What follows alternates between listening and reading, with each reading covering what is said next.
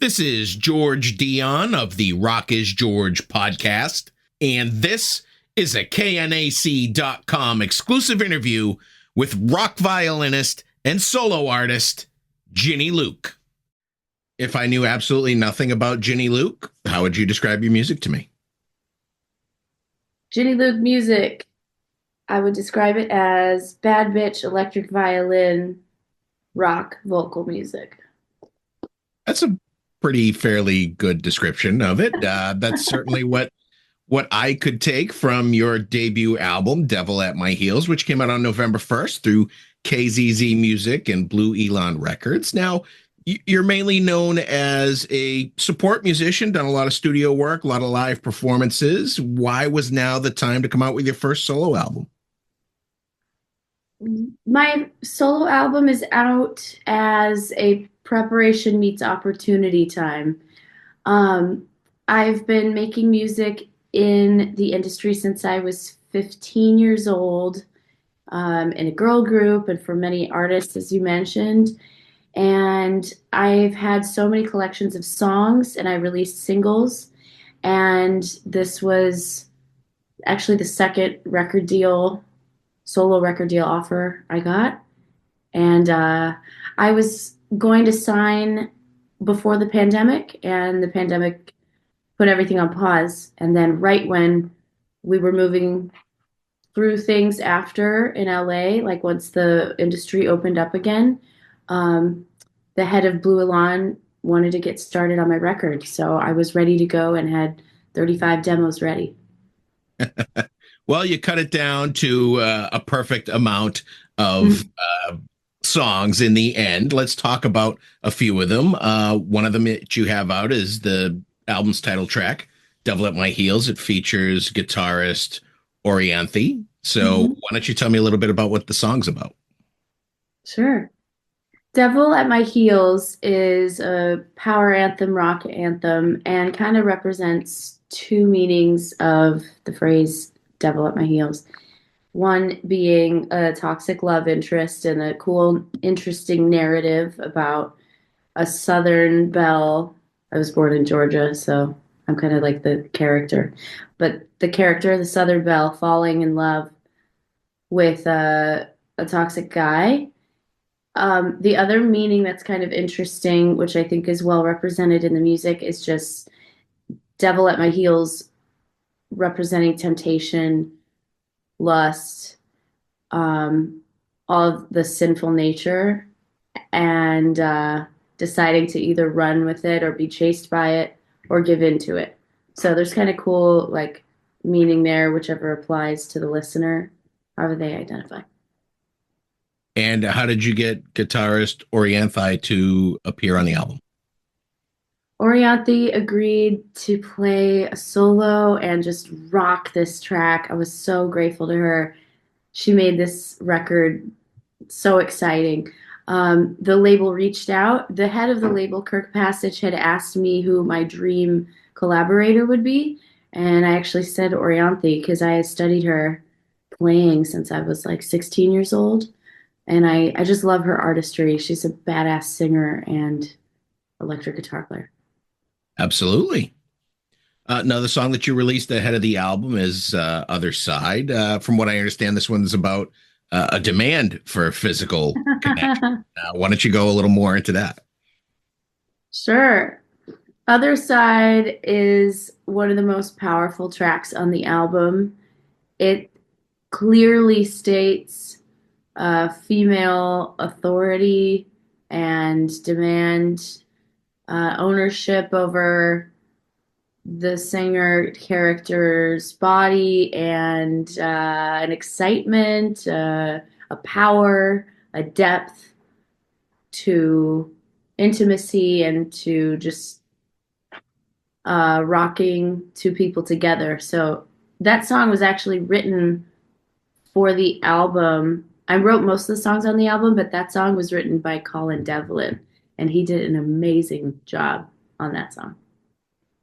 Now, there's sort of a running theme through the album of liberation and empowerment, and it's kind of showing in the way that you describe the songs, certainly throughout. So obviously, you're not too shy, and you're quite assertive in a lot of the music. Yeah, I feel pretty assertive as a woman, and of course, making this album has helped. Um, I think a lot of times artists write what they want to say or they want to be like. You know, it's like working through emotions or working through desires. So I was able to put that into the music in many ways. I think it comes out through the solos. There's like yearning, longing, there's power, there's claiming territory and control, there's vulnerability, there's all these different emotional qualities that represent me through the album. Well, vulnerability, I think that kind of ties into your song "Woman I Wanted to Be," and this is something that you hope that other female listeners can identify with. Why don't you tell me a little bit about what the song means to you? Mm. Woman I Wanted to Be is one of the most vulnerable songs I've ever written. It's about the darkest time of my life in my 20s. And it's a song that really articulates when one has a vision of oneself and one is trying to get to that place, and it seems like all opportunities lost, and uh, the mind, the body, the spirit is yearning, trying, grasping to get to a human level that's just not reachable. And for me, that was due to a sexual assault that just totally took my identity for about 9 months, maybe a year to recover from. But I got fantastic therapy and um, claimed my identity again, which I can't say everybody does. It's really hard. And during that time, I was finding out who I was, but I felt kind of soulless for a year. I just kept moving through life, still performing, still gigging, but had really nothing in my spirit going on. I was trying to figure out how to cope through those emotions, and so I didn't think I would ever get back to being the woman I actually believed I could be because I thought that was gone. I'm grateful to say that it's really coming back. It's been a number of years, so I feel pretty strong again, and I'm hoping that this album helps somebody because I know I really leaned on my favorite artists and my favorite female artists in finding myself again. So I think music can be one of the main tools for healing. So that's what that song's about. And what are some of these female artists that you lean on in your times of pain and hurt? I leaned on Lady Gaga, Joan Jett, Dorothy, very much Dorothy. I'm trying to think specifically who helped me feel stronger in that way. Those artists are the primary artists. And then Beth Hart, she has a lot of pain in her voice, but also strength in her voice. She's an amazing blues singer. And then Maria Brink from In This Moment. I don't know if you're familiar with her, but her vocals and her writing is very helpful. Emily Lazar, who is September Morning, the artist, metal singer. She's actually also a friend and colleague of mine. She has so much strength and power in her sound and her performance. Um, and Taylor Momsen, I love her voice and her strength. I can tell she's been through a journey. I don't even know what her journey is, but I just love her songs. Um, and yeah, all those artists gave me a fierceness and an edge, which really helped my sound and my writing evolve. Because I think before, in my earlier 20s, I was just a lot more innocent and sweet and like my sound was more pure, my voice was more pure. And I think as you get older and you experience more things, artists like this, they just really influenced me and what I wanted to say. And I would say that their influences come through on this album. I mean, they're pushing you as a rock artist, but you have kind of a melting pot of music in your in this particular album. You have hard rock, you have metal, you have pop sensibilities, maybe a little bit of country, and maybe that's the violin, but you certainly have a cross section of genres. Cool. Thank you for saying that. Yeah, different people put different labels on the genres of the songs, and especially when I hear, I'm open to whatever the listener is interpreting it as, and I think that's kind of like a funny thing about our streaming culture is we have to label music per single so that it can get properly fed to the algorithm. And as you can hear, like there's so many influences in tones and style, and there's so much history in the violin. There's also so much history in the guitar and the bass. I'm specifically talking about the evolution of these instruments, you know. So I hope whatever attracts the listener is great stylistically. I made these choices because they're what my spirit wanted to communicate. So I hope that comes through. It's just authentic in whatever tone choices and phrasing choices they are. Well, let's talk about a little bit of that violin work. I was really impressed with your cover of Deep Purple's Burn. From what I understand, you actually transcribed both John Lord's keyboards and Richie Blackmore's guitar parts on the violin. Can't imagine easy task. Thank you for saying that, George, because it was not easy. Thank you. I really enjoyed doing that burn cover. It was really fun, but yeah, it was kind of hard. And I was doing it over Easter weekend. Like my family was like around. They're all classical musicians. So yeah, it was really cool though, because those lines are kind of neoclassical, so they really lend themselves to playing on violin, and that Neely Brosh joined on guitar and just turned into this massive, massive track. Absolutely. And you went on the flip side of Deep Purple as well. You covered a rainbow song. I completely forgot this was a rainbow song. Do you close your eyes? And fantastic cover. I got a little hot under the collar listening to it. Ah, Great, great remake. it's good. Thank you. Yeah, it was fun. And I hope, I don't know how many like women have sung those songs, so I hope people just find new meaning and connect in a different way with them.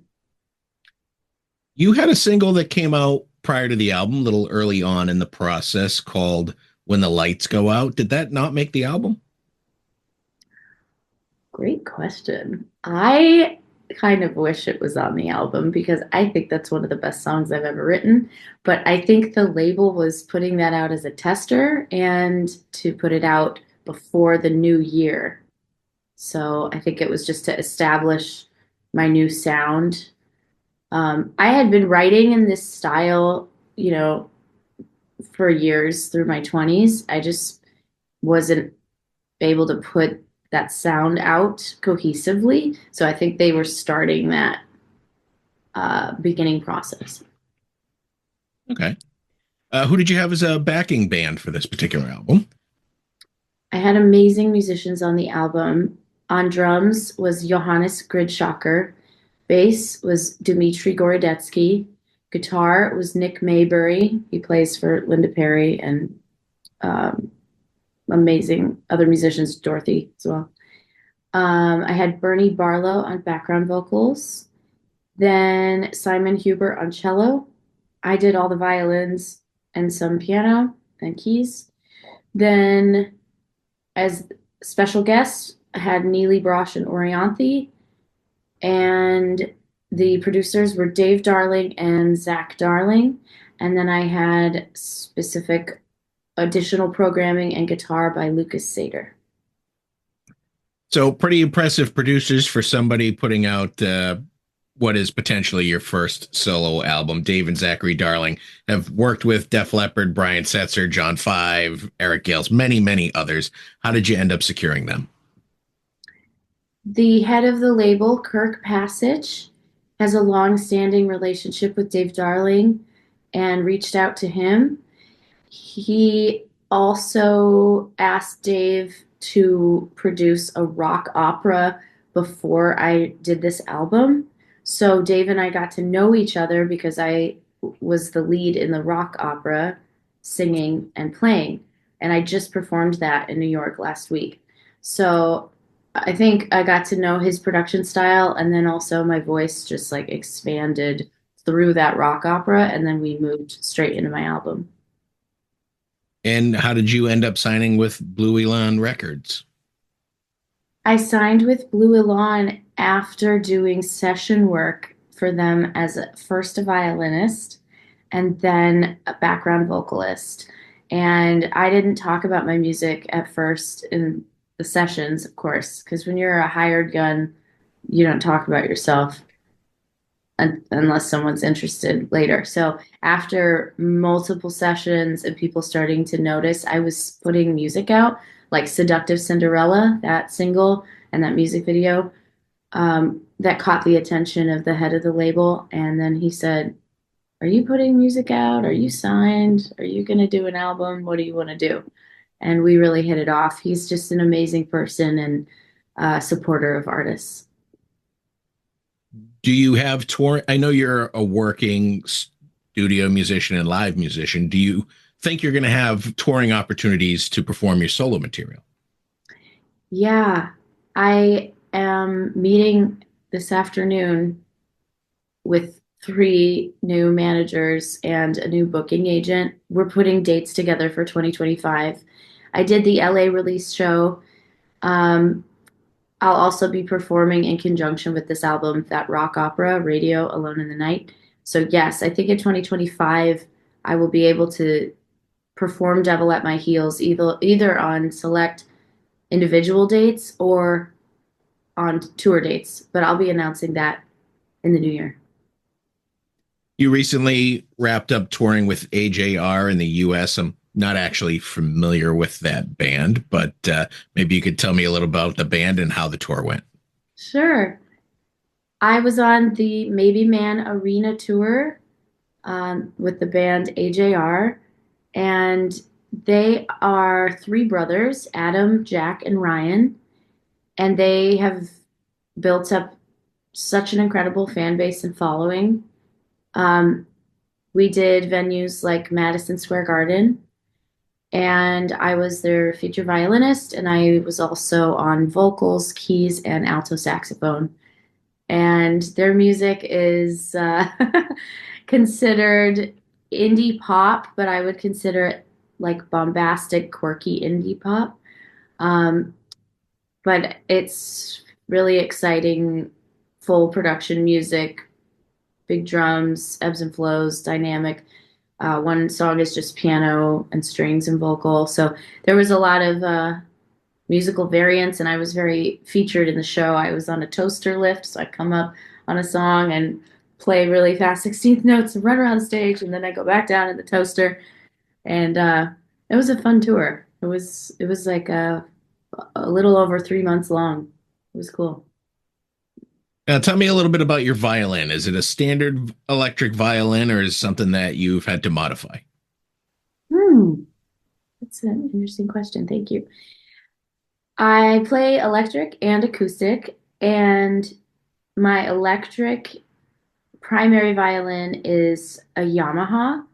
And yes, Yamaha did modify this model for me and for Lindsey Stirling, which was really nice. I don't know if you're familiar with electric violinist Lindsey Stirling. She's the most prominent electric violinist in the world. So she has sold out tours everywhere. She played with Pentatonics, who is an a cappella group that I also have worked with. So I just did new strings for their tour that's out right now, their Hallelujah Christmas tour. So Lindsey Stirling is a leader in the industry. And so when she had this modification on her electric violin with a new jack and a slightly modified design, Yamaha was kind enough to do that for me as well, which helped my setup and helped the tone.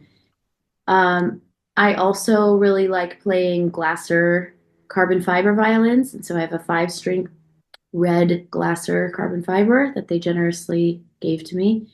I also have played Mark Wood Viper violins, which are the flying V's. And I really enjoy playing the 5, 6, and 7 string Vipers. Sometimes they're fretted, sometimes they're not. I have different colleagues that have lent those Vipers to me. And if any violin buffs are interested, there's a cover of Kashmir I did on the Viper with rock violinist Chuck Botch Rager, who just slays. Like we have this like heavy distortion, and that Kashmir cover is out on YouTube if anybody wants to dive into 5, 6, and 7 violins, 7 string violins. But yeah, I really like playing lots of different violins. I like experimenting with tone, and I like being on the cusp of the development of the electric violin. The only other electric violinist I know is Nina Di Gregorio from the Femmes of Rock, only because I've interviewed her. But other than that, my knowledge is limited to her and now you. Yeah, okay, cool. Yeah, she's a good friend, long-standing colleague, and she's just a badass. Her eruption solo is world class. Amazing. Now, I saw that you were a member of Meat Loaf's band back in the day. Was this kind of your first big break into the business? Yeah, I had been in a girl group from the age of 15 right up until that disbanded and Meatloaf's keyboard player asked me to play violin on Hell in a Handbasket, that Meatloaf album. And my first like big artist I played for was Snoop Dogg, and then J. Cole, and then Meatloaf. And then the big break in touring, like in the touring world, yes, was right after I recorded on the album. Then they asked me to go on tour with Meatloaf. So yeah, that was crazy because that was like rock star, like touring 5 star hotels, crazy lifestyle arenas, and all these, rock icons around. And I'm like a kid. I was like a kid. I did not know what was happening, but I was musically so well prepared from my classical upbringing and like my awareness of styles that I fit in okay, I think. It Did you was one of did you have much opportunity to hang with Meatloaf? I know that in some of these professional situations, the backing band doesn't necessarily hang out with the name on the marquee. yeah, that's so great insight. I was very blessed to be able to spend time with him. Uh, I got so much advice from him about performing and taking over the stage, claiming power on the stage, and ownership over my instrument and over my solos and any violin, guitar sections of his shows. And he said, when you're on my stage and you go out front and it's your moment, you fucking own that stage. And I said, yeah, I was like 20 years old. Hell yeah. So I got this kind of like ferocity that I really honed with Meat. And that changed my style of performance and my voice and everything. I had good stage presence up until then, but when I started performing with them, with the whole band and Patty Russo, the female singer, something changed about my style of performance, and I just became like fiercer. And I'm so grateful to him for that because now that he's gone, that's something I will take for the rest of my life as a piece of advice he gave. Do you still do studio work, or are you more a working live musician now? Still do studio work. I go back and forth. It's so interesting in my career. I always wonder like what the trend is or like why for these 3 months I get a ton of studio calls and then it'll be these 3 months it's like live, live, live, live, live, tour, tour, tour, we need you now. I don't know what dictates it at all. It's really interesting. But yeah, I would say now also that I'm established as an artist, the types of inquiries and gigs I'm getting are slightly different because they're more focused on my sound, both my voice and my playing. But I'm very grateful for that. I've been trying to reach that place in my career now for 12 years. So very happy. Before I let you go, I wanted to know how long you had to hold that pose on the album cover before you got it perfect. I had to hold the back bend on the album cover, I think like 1 minute to 2 minutes at a time, 5 times in a row. It was really hard. I can do that back bend pretty easily. I do it on stage. A lot of people have seen me do it. But yeah, that was getting really exhausting, but it looks cool, I think. Absolutely. And the album sounds great. Those are all the questions I have for you today, Ginny. The new album is Devil at My Heels. It's out now through KZZ Music and Blue Elan Records. I wish you the best of luck with it. And I want to thank you for taking the time to speak with KNAC.com about it. Thank you so much, George. Thanks for having me.